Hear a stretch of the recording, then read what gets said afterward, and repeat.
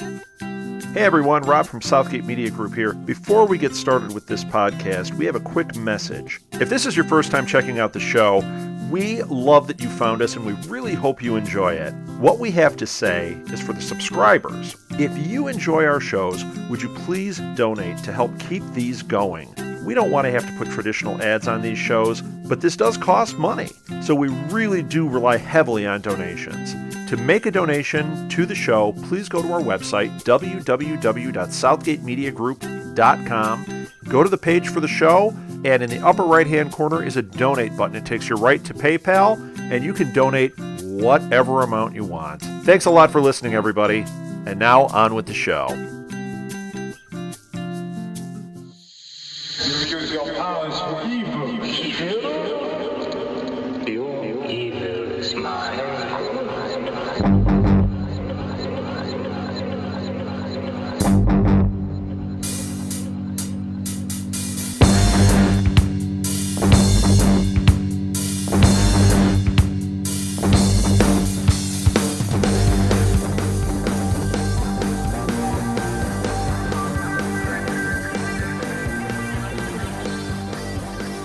Hello, and welcome to a bonus episode of Next Stop Everywhere. That's right, just when you thought, hey, there's not a new episode, and we're not talking old episodes, why are Jesse and Charles in my feeder?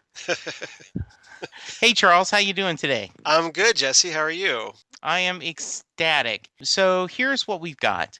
A couple of months ago, I was lucky enough to be involved with Comic Palooza, which is a convention held in Houston, Texas, over Memorial Day weekend. And I was able to interview Paul McGann.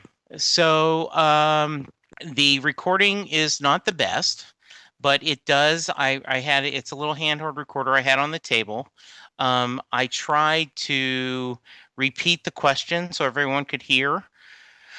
But you listeners will at least get to hear Paul McGann talk a little bit and answer some fan questions. Now, we all know who Paul is, right, Charles? Yes, we do. He is one of my favorite doctors, a very underrated doctor, the Eighth Doctor. And he only got to do the 1996 TV movie, and then we didn't get to see him again on screen until just last year with the Night of the Doctor mini episode that was part of the Doctor Who's 50th anniversary. But in the meantime, he's been doing some superb audio adventures of the Eighth Doctor for Big Finish Productions, and they've included some great companions, including Charlie, Kira's, Lucy Miller, Tamsin, and and now Molly. So there's some great companions there, and they were actually so good that Stephen Moffat was kind enough to actually incorporate them through the Night of the Doctor into actual canon. So therefore, those audios actually count as part of Doctor Who lore, so which is great. Charles, in the interview, he talks about doing the show for the 50th anniversary. He talks about a little bit of why he wasn't able to do the five-ish Doctors. Mm-hmm. And he also talks about the companions and has a really insightful discussion about doing the audio dramas helped him that when he stepped into the Doctor role again, it wasn't that it had been, 10 or 15 years, however long it'd been. It felt like he had just been doing it. So I hope everyone enjoys the interview. Please, as always, give us feedback and let us know. Charles and I both attend conventions, and we are working on getting more Doctor Who stuff. So, Charles, I think we should play the interview. What do you think? I think we should, because I haven't heard the interview, so I'm really looking forward to it, because Paul, like I said, Paul's one of my favorite doctors. So anything with him is great by me. All right, so here you go. the Eighth Doctor at Comic Palooza.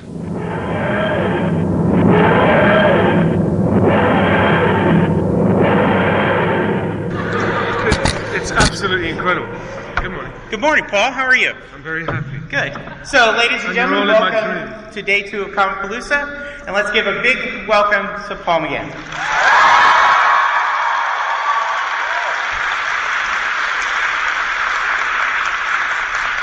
So I am your moderator, Jesse Jackson, JWJ170104 on Twitter, because I'm desperate for Twitter followers. Paul, I want to start out with, you teased something wonderful yesterday, but I'm going to wait a little bit for this. Come on, carry on. Okay. Because you're all in my dream, but I want to remember. This is right.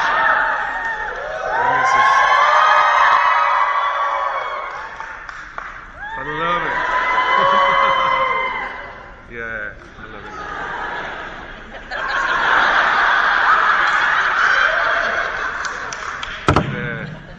Yeah. Anyway. So you and I are contemporaries as far as age-wise. I grew up loving, here in the States, I loved comic books and Star Trek. What did you grow up as a boy? What did you love to read and watch? I have to say, I came late, I guess, to the, it feels like, to the, particularly the science fiction party. Though we all watched Doctor Who, we had just 3 TV channels we grew up with in England.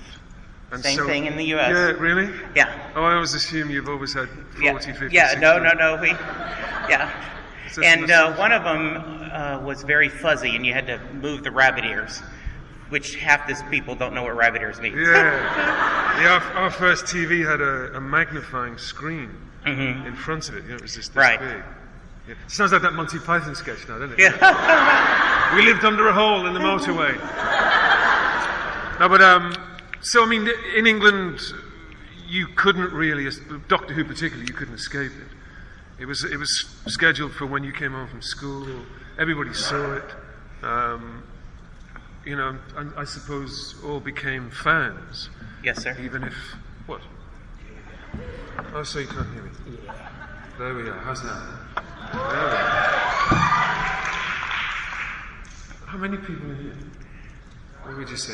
3, 4, 400? And I'm trained to fill a room with sound. I could do that without a mic. So, what's sad is I know there's tons of fans waiting to pick up their tickets or buy their tickets that are in line. Yeah. So. Well, that's a pity. It is a pity. Or we're just kind of blessed. And then we will later kind of lord it over them all day. Like, oh yeah, I was in the Paul McGann panel. Oh, you weren't? Oh, should have bought your tickets early. That's the spirit. Yes. Anyway, moving backwards and swiftly on. So did you read a lot as a kid? Were you? Yeah, we read.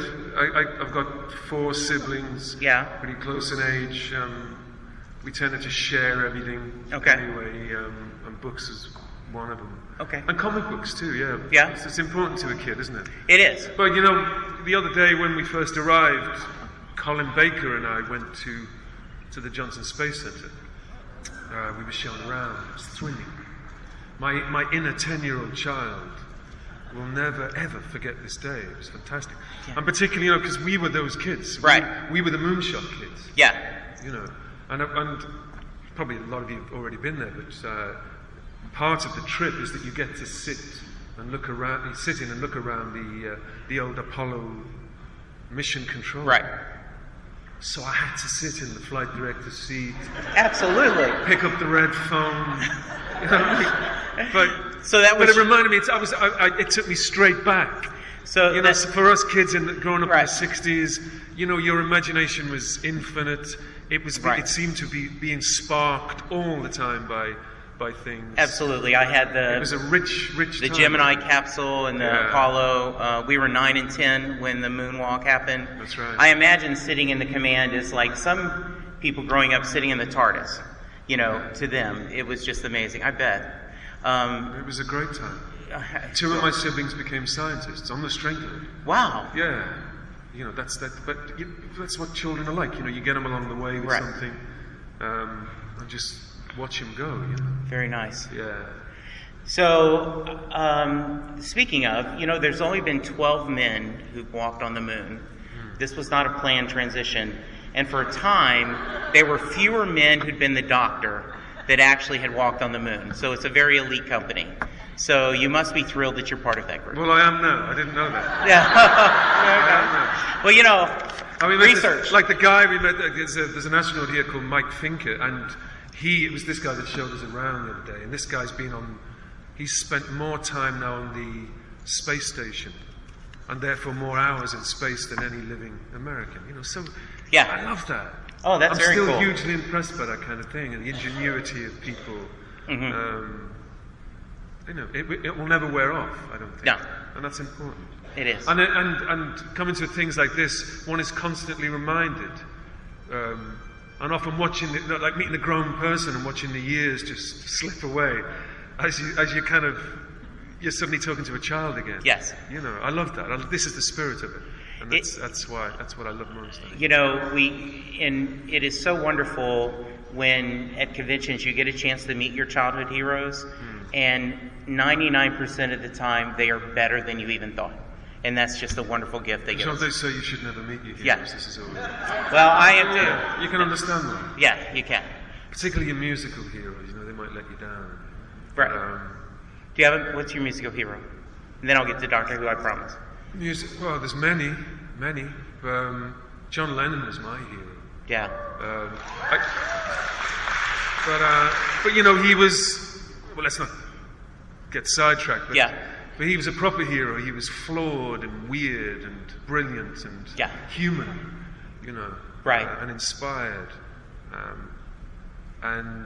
But then I grew up in the city of Liverpool, so we felt quite possessive of, and still do, of those people. So. It's one of those things where you find an up-and-coming musician and you kind of own them and love them, and in a little way you're jealous when you're glad for them financially and everything that they hit it, but in a lot of ways you wish they had stayed this little independent band that, you got to go with 30 or 40 other people and hear them play. Yeah. Yeah, I know that feeling. I'm suddenly 16 again now with LPs under my arm. Yeah. They don't know what that means anymore. No, they don't. It's children. Yes. What are you guys doing over there? What's the... What are you, a formation team or something? Okay. So yesterday, you were very kind enough. I have a Doctor Who sketchbook, and so I have different artists make sketches throughout the Who universe. And my good friend Tom did a sketch of you, and you signed it. And I talked about that the 50th anniversary, the the prequel episode you're in. I was lucky that I wasn't spoiled. Right after it went out, there were headlines everywhere, Paul McGann returns as Doctor, but I went in it cold, and when you say, I'm a doctor, but probably not the one you're expecting,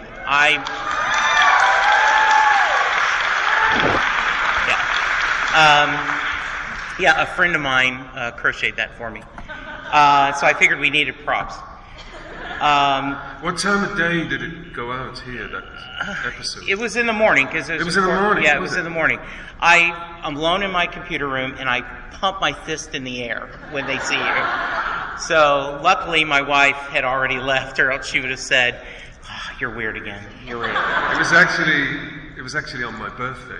Oh, really? Yeah. And Stephen Moffat.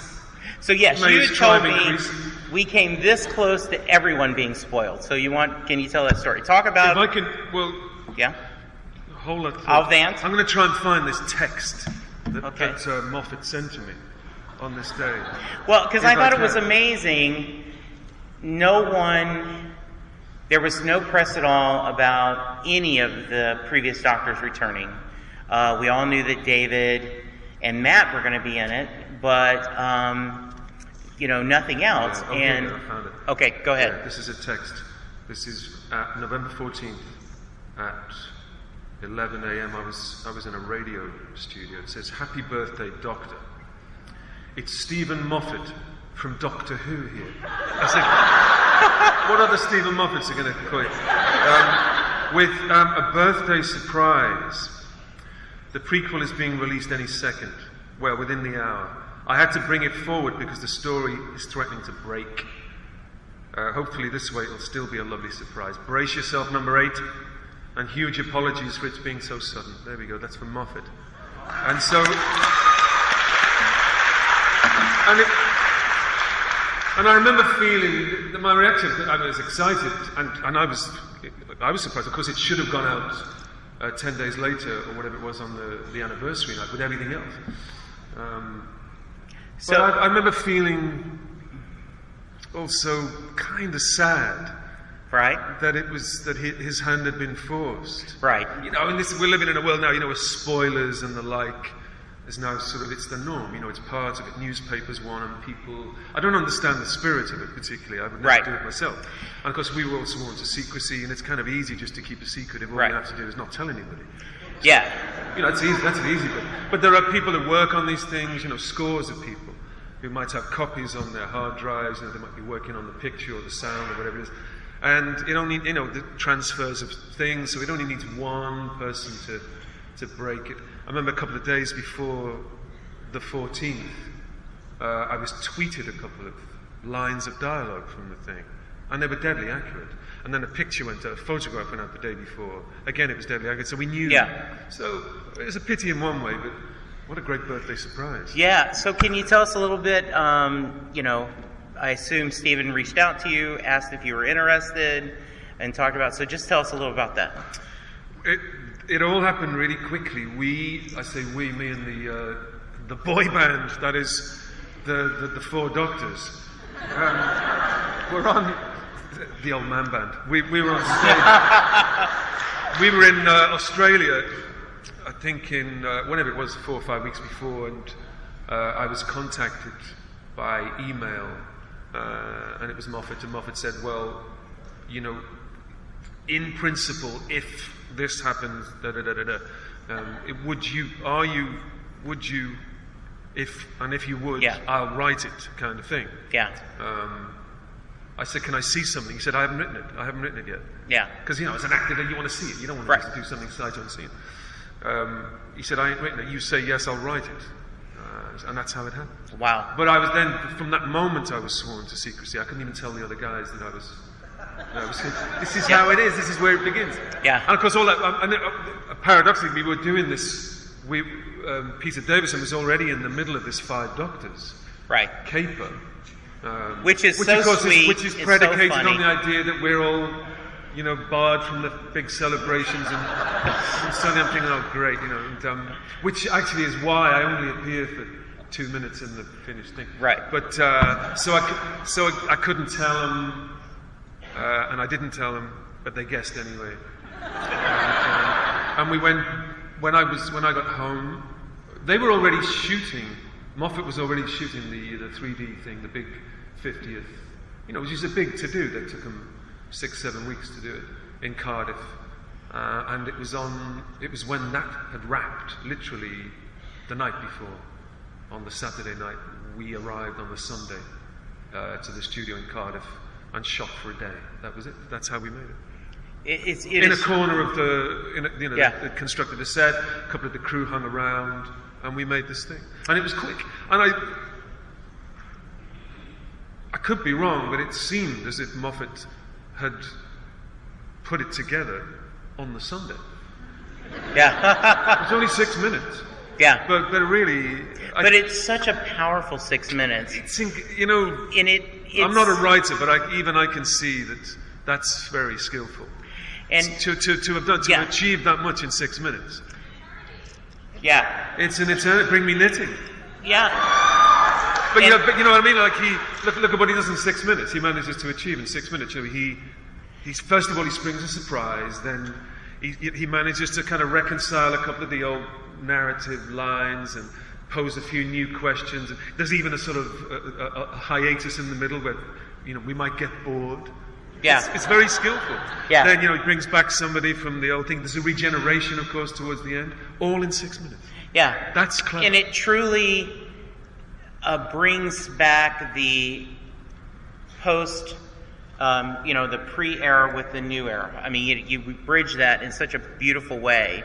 I think so too. And I have to say, I didn't, because it all happened very quickly, and we made it very quickly. Particularly those where the Doctor invokes the names of the old the from Big your Finish, audio, the audio. They're not called assistants. The companions, right? I'm jet lagged. And, yes. The import of which didn't quite strike me at the time. Right. It was only when I was on the way home I thought, oh wow, that's an endorsement.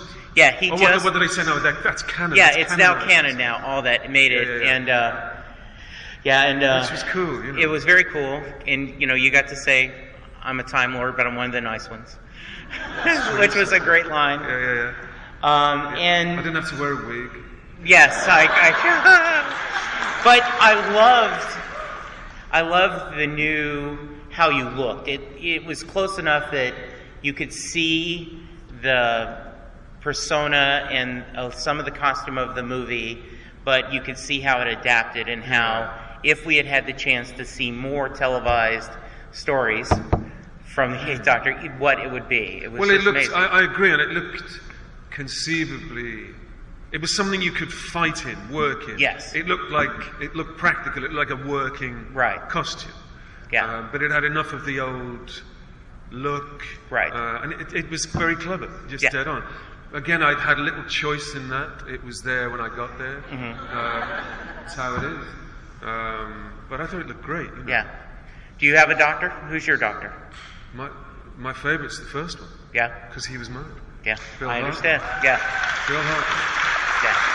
Absolutely. I loved Bill Hartnett. And so as kids, in the 60s, he had that gravitas, he had that, there was a strength about him. Weirdly, I'm older than he was then. I'm older now than he was then. I can't still... No, Anyway, let's not get into that. I understand. But, we do I'm want to 902. take fan questions. There's a microphone over there, and so we want to take questions. Yeah, you so do some of the work. go ahead and line up. Yes. You want to talk a little bit about the Big Finish? How did you decide to start doing the audio adventures? Talk a little about them. Yeah. Well, while they're queuing. Big Finish happened, I think now it's been over 10 years, 11 years, and when I was first invited to do them, I jumped at the chance. I like radio drama. Right. Anyway, and there's still an enduring tradition in Britain anyway of radio drama. We still do it. And I expected there would still be that here, because this is where it really started. Yes. But there's not so much of a tradition here, and I wish there were. Yeah. And it's my fervent hope that things like the Big Finish in these audio dramas, reinstills, a love of this kind of thing, because one of the gratifying things since the anniversary is that, conventions like these, is more and more, particularly young people are coming up and saying, I've got into the penny's dropped, I've got into these audio dramas, I'm buying them, word of mouth is meaning that they're spreading. I never thought of listening to a radio play before, but I can put it on in the car now, which is great, And you have the imagination in your mind, you're seeing it. That's it, Yeah. it's as infinite as you can Absolutely. imagine. You don't have to pay for that, Right. in special effects. Yeah. And of course, the Eighth Doctor, by and large, lives on audio. So, Right. I'm very grateful for it. Yeah. Anyway. Okay. Come on. Do your worst.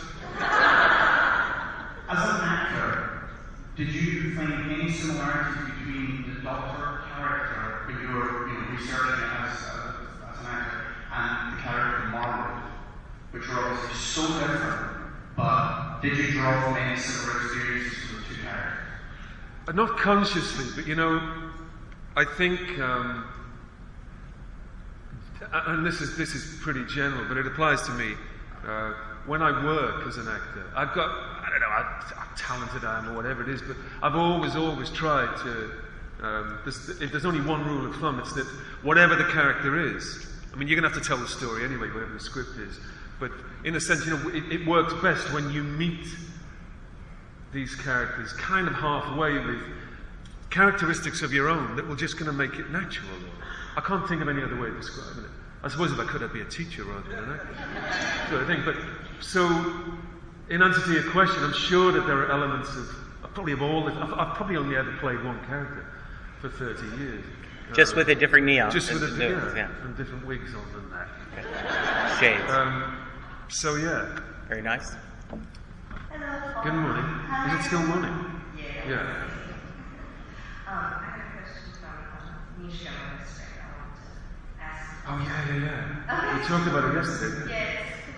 She wanted to know just exactly how you felt about the anti-verse arc with the monthly audios. I can't hear you, sorry. Say Oh, again. I'm sorry. About the anti-verse arc with the monthly audios. How did you feel about that? I don't understand the question. Oh, I'm sorry. She wrote about the anti-verse arcs. Yeah. Oh, that! Yeah, I'm sorry. See, you can't, yeah, if you use Latin expressions, it goes over my head. Well, so all of the Zagreus thing. What you mean? How did I feel about doing them? Or yeah, that was actually for those of you that haven't heard the audio Zagreus, do try and do because it's one of the best things we ever did, I think. And it was a chance. I remember it fondly because it was a chance to play the very much the darker side of the Doctor character. Again, I probably sound like every actor you've ever heard. You know, the darker side is more fun to play anyway, whatever you're playing. But that was a real opportunity, you know, to play kind of, you know, two sides of the coin. I just really remember that fondly, and it's one of the best things we ever did, I think. I'd love to go back and do some more of that. And what's the name of it? What's Zagreus? The Zagreus, Yeah, okay. Zagreus, yeah. Zagreus lives inside your head. Ah. But we all know that, don't we? Yeah. I wake up feeling like that. Go ahead. Pheasant. Oh, thank you. Just want to ask you, so, well, can I get closer? All right. So, one thing I want to ask you, or actually comment on, was when they did the 1996 movie that was sold to Fox, the understanding I had was that it was originally going to be a reboot show on US, correct?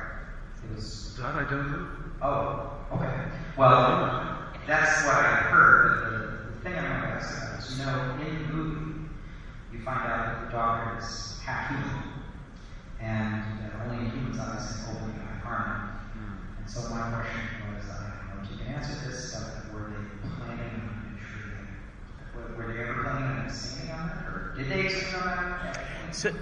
So, and I'll expand. You know, the understanding is this was a kind of a combination movie pilot, and that if it had gone, they were going to talk about doing a series. So, did they talk to you about maybe where the show was going to go, or, you know, how much background did they give you to play the part? We talked. This is Phil Siegel, particularly, who was almost solely responsible. His energy for getting this thing, the pilot made, and potentially the series that would have followed made. So Phil and I spent a few weeks, as far as we could anyway, discussing where the Doctor might go. But, you know, I had to be completely schooled in the character, and anyway, and Phil is a huge fan, and elements of the story such as that one. Again, you know, the import of which had to really be drummed home to me. Right. Because I was playing catch-up. And of course there hadn't been any Doctor Who at that period on TV for 7 or 8 years. Right. So things such as that, yeah, we talked about it. But in a way that I suppose is more in hope than expectation. When you make a pilot, and that was a pilot, strictly right. a pilot, you know, I had to sign a 6-year contract, a pre-contract, as everybody did. And we were able to discuss, okay, if it happens, this is what we'll do. But it was in the spirit, you know, that was mainly because the pilot had to be just so. You know, elements, particularly iconic elements, had to be there. It's a little like a driving test. You know, you never drive like that again, but they have to test you somehow. You know what I mean? It's like that. That's exactly what it's like. But let's get this out of the way, and then we can get our teeth these real elements of the character. So this was the kind of spirit that we worked in. But yeah, this again, you mentioned this half-human aspect. Again, this is it went slightly over my head. I hadn't realized, rather like the kiss. Yeah. Whatever it was, the chaste kiss that happened. I had no idea. What? I'm breaking ground here? Well, yeah, I didn't know. How was I to know? You could have told me. Exactly. And so really I was kind of naive. And when I saw this line, I'm half human on my mother's side, I kind of assumed that that's the way it was. Right. Other previous doctors had uttered these words or had alluded to this kind of thing. This is how it was. So that's as far as the discussions went. So I've read somewhere that Moffat has talked about that and says that it's contentious. Yeah, and he will. It seems like he takes a challenge to find ways to weave in inconsistencies into the the correct canon. So he takes it as a puzzle. Well, I think that's a good point. And again, I don't want to speak for him, but I think there's certainly that's a tension. Yeah. When you're dealing with, for a writer, I mean, he's really at the helm of it now. It has 50 years now of mythology. Right. Which is fertile ground for sure. Yeah. But still, you have to be light on your feet with it. And it's the easy thing is to ignore it, but the more challenging thing is, okay, well, let's play fair to the audience, let's play fair to the mythos, and find a way to weave this in. Yeah, absolutely. Good morning. Good morning to you. That was kind of the same question I had in this answer, but finding the doctor was brilliant. Thank you. Thank you, Randall. It's for you. My pleasure.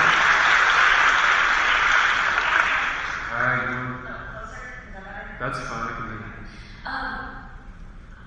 I don't know if I'm sure you're aware of it by now, but after my doctor was released and everybody got to see how awesome it was, there was at least one petition that went around the internet trying to get enough signatures to convince the BBC to bring you back.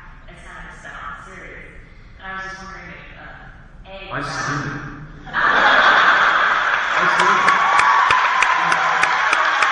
But don't tell anyone, right? Just don't tell anyone. It's like voting for yourself in an election, right? Keep it under your first. Yeah, I signed it. Yeah, of course I would. Of course I do. And I guess should anything like that ever happen again, I can only assume that it would happen the way it happened last year. There'd be a call. Can you start on Monday? This is how it is. That's how it would happen. I don't expect that there would be any preliminaries. That's how it would be. And Paul, this time you'll know. Okay, they're not going to have a script ready. It's just blind faith. Yes, turn up and do it. Yeah. I'll do it. Okay. Yeah, we still got the coat hanging up in the wardrobe. That's how it would be. Just come back and do it. But the thing is, I'm warmed up now. I feel right there. You are. But I mean, I could do it now. Yeah. And when we got to shoot at Cardiff on the night of the Doctor, I was glad for the audios. I was glad that I'd kept my hand in, so to speak, because I felt that I knew. Mostly, I knew what I was doing. Because you can imagine I'll take us on a side road, then bring it back. I'm a big Bruce Springsteen fan, and he tends to do a lot of songs from deep from his catalog.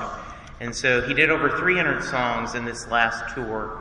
And so he has a teleprompter to remind him of lyrics. Yeah. So I can imagine from the time of the movie, if you'd not done the audio, trying to get back into that skin, that role, how much tougher it would have been. In one day.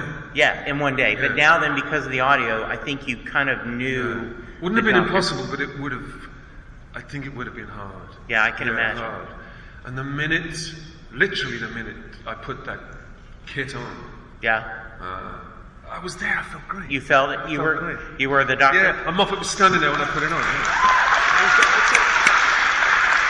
I even caught him during the lunch break with the jacket on. Saying to someone, take my picture. Yes. Very nice. Yeah. Next. Hi, Paul. Sorry, nervous. I just wanted to ask. You should try coming up here. That's okay. Other than your own companions, who from the other doctor companions would you have loved to travel with? And also, I've got such a soft spot for Ace.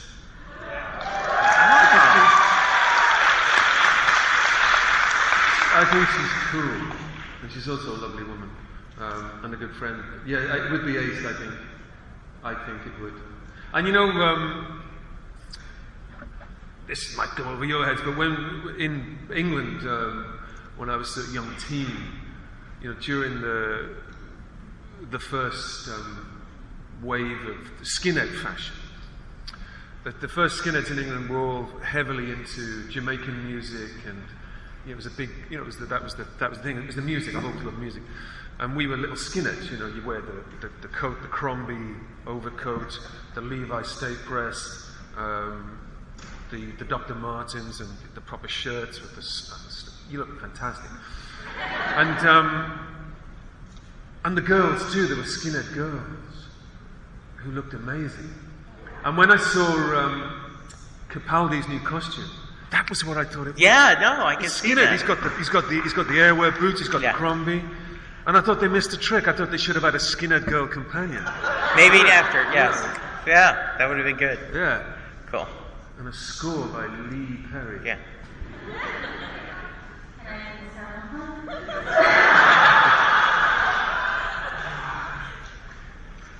Approach the bench. How do you plead? Yeah, get out. No, how nervous are you now? Look. Very.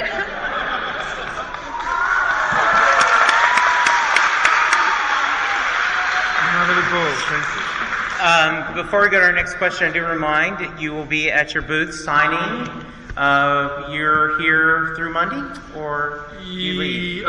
Yeah, a bit of Monday. I'm flying home on Monday evening, so, okay, so but I'll be here till then. Today and Sunday, and come by. And what day is it? Today is Saturday. Okay, very good. Yeah. And for those of you tweeting, hashtag ComicPalooza. All right. So also, if you have the ComicPalooza app, Paul and I would love for you to go to the sessions and give us high marks. If you didn't like the session, just delete the app and don't worry about it. If you didn't like the sessions, my name's Mark McGann. Yeah. That's how we've always done it. Hiya. Hello.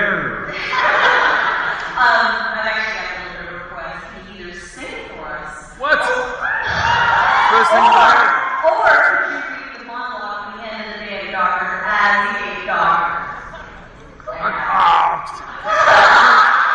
I can't even remember it. How does it go? I got it. She hasn't. Yeah. Now see, I almost, one of my favorite episodes of the modern era is Vincent and the Doctor, and where Matt talks about everyone has little sad bits and happy bits, and I almost printed that to ask each doctor that was here to do that. So, but this is better. Oh, look at this. Oh, yes. So you want to look for a minute? And no, I don't need to. Oh, whoa, okay. Ladies and gentlemen. I'm a paid professional. I'm not setting myself up for a fall. Okay. Clara sometimes asks me if I dream.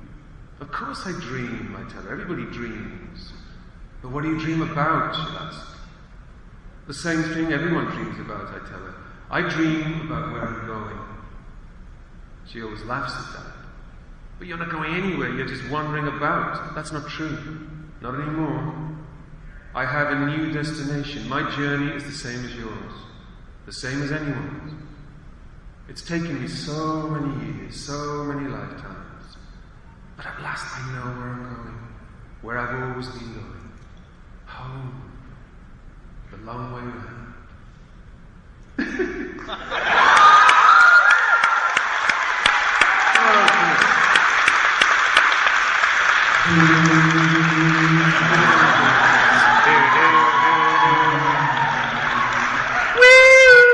You know, if we did not have enough time, I would call scene right here. Because next. That's beautiful, isn't it? That was beautiful. Well done, sir. Good morning, Paul. That must have been Mark Gates. Good morning to you. I was wondering if you could speak about your time shooting on Luther with Idris Elba and Wilson.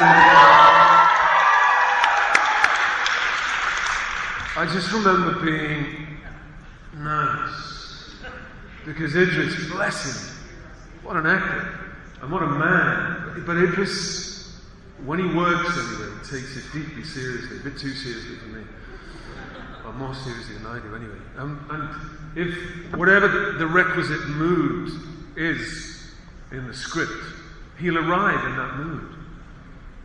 So there was I played Idris Elba's love rival. You know, it's ridiculous. But there was a scene in it where he had to find me, beat the shit out of him, and he arrived like that, looking for me. He got out of the car and he was looking for me, and I knew what he wanted to do, so I had to hide. I went from my trailer, they took the name off someone else's trailer, I was hiding in it. And I could hear his voice, Paul, where are you? I knew he was coming for me. And so when we didn't even rehearse the scene.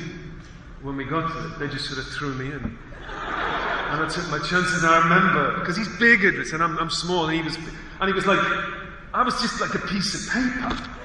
Then he just kind of did that and threw me on the top of a car. But I lived. No, he's a great actor, I think. But I was deeply nervous. I'm glad I escaped. I hear they're making a movie of that as well. I'm a little bit jealous. I wish I were in it. Yeah. I don't know. Anyway, here we are. Hi. Hello. I really like everything you've done with Dr. Who, but I was actually introduced to you through Horatio Hornblower. Oh, wow. Well, that's been a while. Yeah. I was wondering if you could maybe briefly talk about your experience on there, or what's the difference between sailing in tall ship and sailing in TARDIS? Ooh, great question. That's a good question.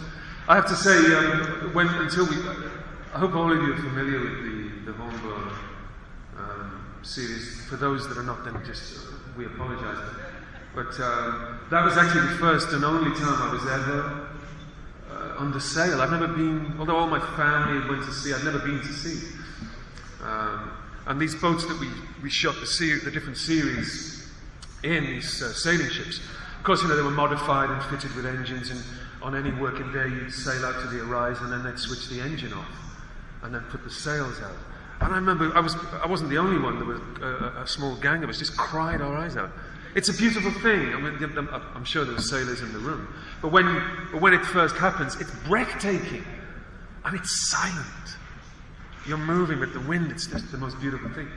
Anyway, I was on 3 of those. We went to the Black Sea to shoot one of them. Spain for one, and then we shot in Cornwall, and it was a hoot. But it's been now 10, 12 years since we shot any, for the simple reason we can't get our star actor home from Los Angeles. Johan Griffiths, he's given in to stardom. I wish we could, because we're all getting a little bit old now, and we have 2 novels that we never shot. In one of the stories, my character, Lieutenant Bush, loses a leg and gets married in the same episode. You know what I mean? I want to do it. Hello, yeah. If they don't do it, I might just go and shoot it on my own. There you go. Do my little spin-off. No, I miss it. But there you go. Hold up a minute. I want to make sure we get to the questions, but also, what do you have coming up? Is there anything that you want to promote? Anything that you've got coming up? I'm at a stage of something where if I tell you, I have to kill you all. Okay, fair enough. So, okay. So I need to be sworn to secrecy. We'll talk after. You'll understand all about being sworn to secrecy. Yes. I'm very curious because of my background. I'm a drama student here in Houston, and so I was interested. Do you have a specific method or study of acting that you use in your profession? For instance, I've been studying Stanford Meister for the past 2 years. I'm aware of that. I was wondering if you had your own. I went to a stage school, an English stage school, RADA in London, 35 years ago now.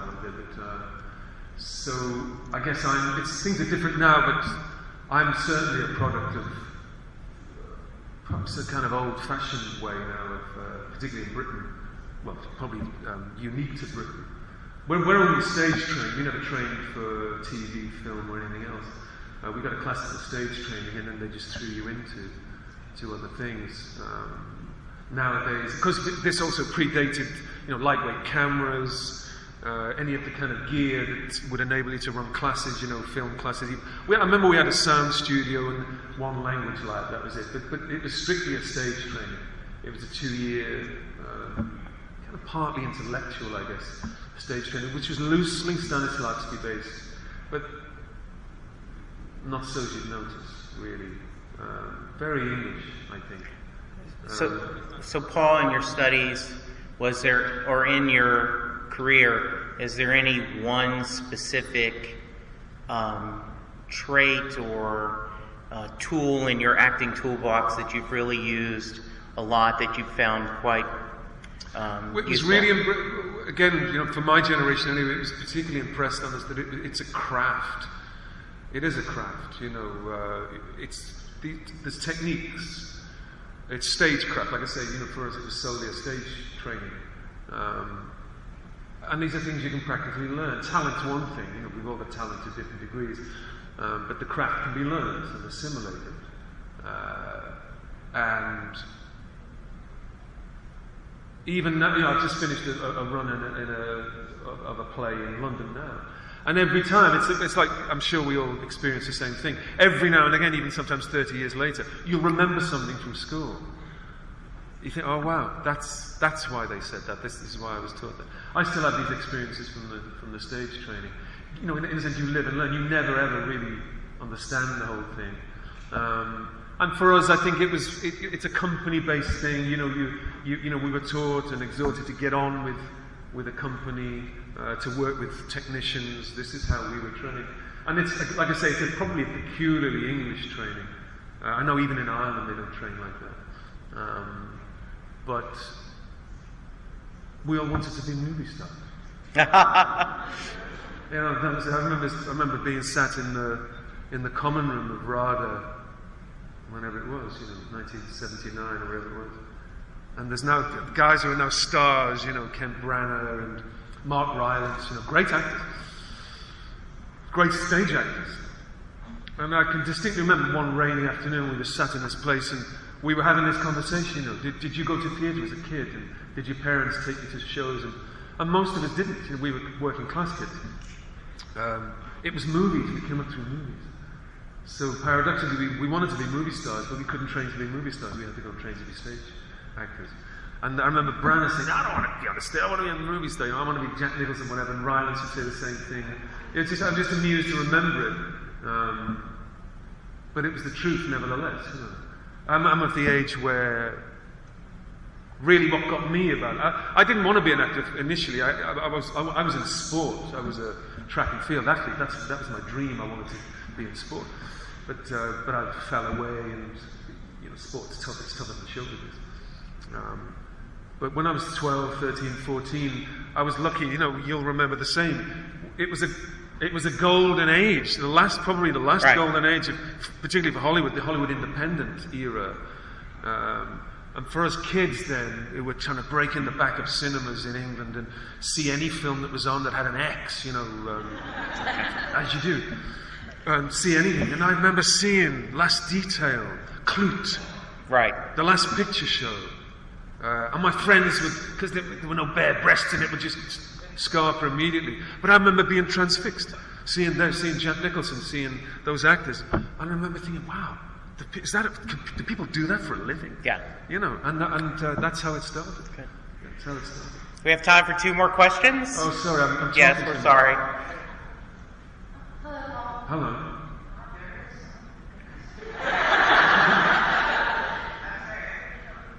Isn't it a great feeling when you speak and it's magnified all around the room? Embrace.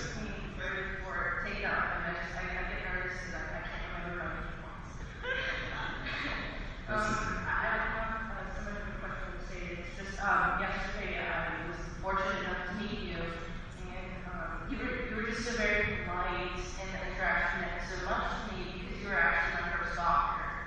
And being that this is my first actual comic convention. Well, you picked a great one for your first, please. Yeah, well chosen. The reason why I left my house and took off from work was because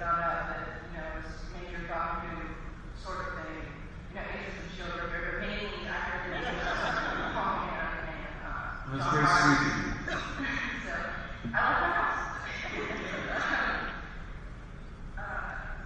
I actually, it was just so much to do yesterday. I was wondering if you were doing photo ops again later on today.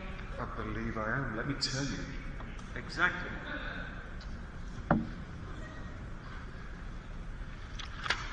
Photo ops today, Saturday. Yep, 3:30. In fact, no, 3:10. There's one with the boy band. And then we stay in the room, and I do my individual ones at 3:30. Okay. So come by. Okay, thank you so much for coming. The pleasure's all mine, let me tell you. Good. And also, I just wanted to point out the fact that I have this wonderful talent for the angels to catch kids in their below deck. Okay, you can teach me that later. All right, final question. The pressure's on. Make it a great one. Okay, I was. Wow, you get your mic, it's great. What's the secret? I was wondering that if you could go back and be the writer for any of the stuff you've done for Doctor Who, either the audio or the movie or the little minisode you were in, and you could change something that the writers put in, what would you change? Well, like I said, I was describing before when we shot the pilot. And hindsight's a beautiful thing, of course, because now we know, of course, the pilot failed. I would go back and perhaps modify some of those things. Perhaps some of that, it wasn't filler, it all needed to be there, but as I was describing before, I think we were too weighed down by having to place certain iconic things in there. I think probably slightly at the expense of the momentum and the story and everything else. That certainly I would change. I would change that much, definitely. But then again, it was a difficult trick to pull off. In 1996, we were, or they were anyway, all the interested parties were convinced that there was an audience. It sounds mad saying it now because Doctor Who's huge in the United States, but they were convinced, but they weren't sure that there was an audience in the United States for Doctor Who. So while indicated that that audience, or putatively that audience, that may not have been there, they also didn't want to put the noses out of joint of the people back home who'd already were following the thing for 30 odd years. So it was a difficult thing to pull on, anyway. But I'd go back and change it nevertheless. Okay. And I'd make the kiss longer. So I'm getting the signal that we need to cut off. What a shame. Yes. So Paul, thank you so much for being here. Thank you all so much. Thank you for answering your questions. Where can we find you? Social media, or do you have a webpage? Social media, yeah, you can Twitter me. Okay. And again, that's me. Oh, very nice. Thank you, sir. Thank you. Have a good day.